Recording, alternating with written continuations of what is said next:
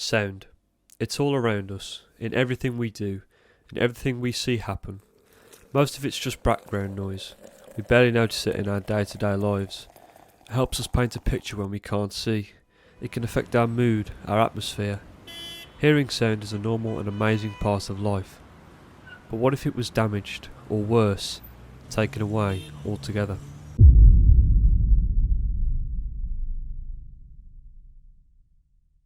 Hearing can be affected in many ways, whether it be through physical trauma or illness. It's a scary reality many will face in their life, and a reality all too familiar to those with a history of ear problems. Things as simple as ear infections can cause debilitating pain in both children and adults. In American adults alone, over 37 million have reported trouble hearing, and some are suffering from complete deafness. It can be easy to imagine what it's like to lack a sense of hearing, but the chances are you have no idea what it's actually like to be deaf. I have been unfortunate to suffer from a variety of ear problems, and my hearing health has suffered permanent damage, thankfully limited by professional doctors and surgeons that have plugged every leak on the ship that is my ears.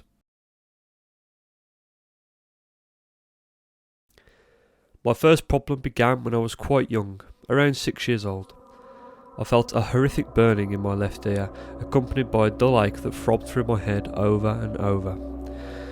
My ear felt like it was on fire, and a quick trip to the doctors confirmed it was an affliction called glue ear, which was a middle ear infection.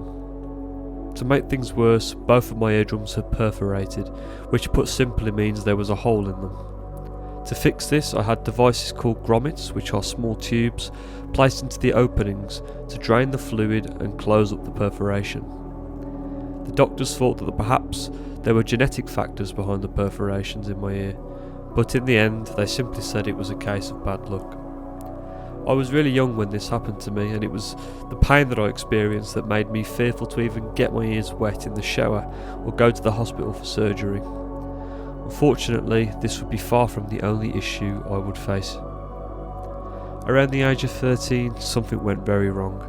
I was in constant agony with my right ear, with my nights being riddled with constant earaches and outpourings of blood and wax.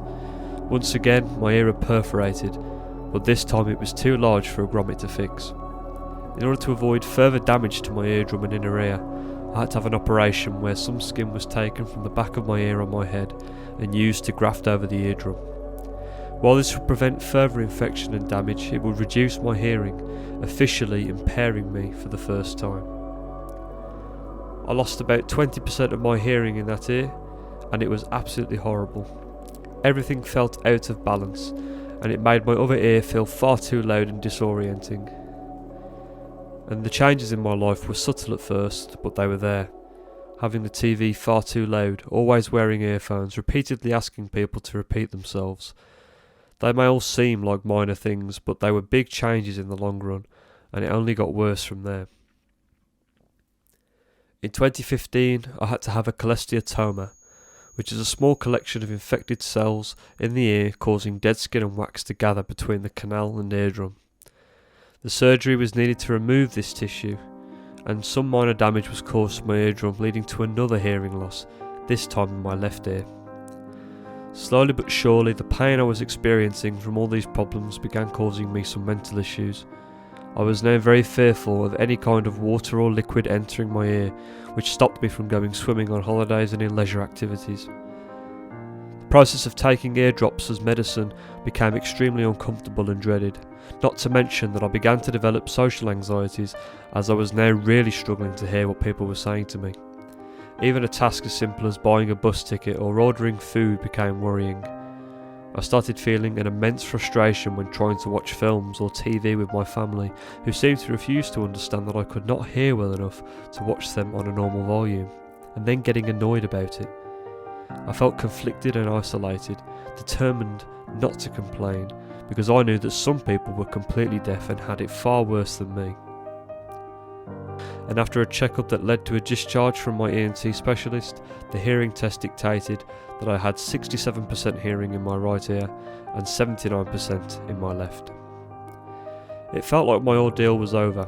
Since then, I've had no ear problems or pain at all, and while my hearing has suffered irreversible damage, I'm glad that I can still hear as well as I can. Over time, I've learnt not to let my impairment cause me to worry or bother about asking people to repeat themselves on the odd sentence or two. My lip reading skills have become quite good over time, and having conversations with people has become far easier.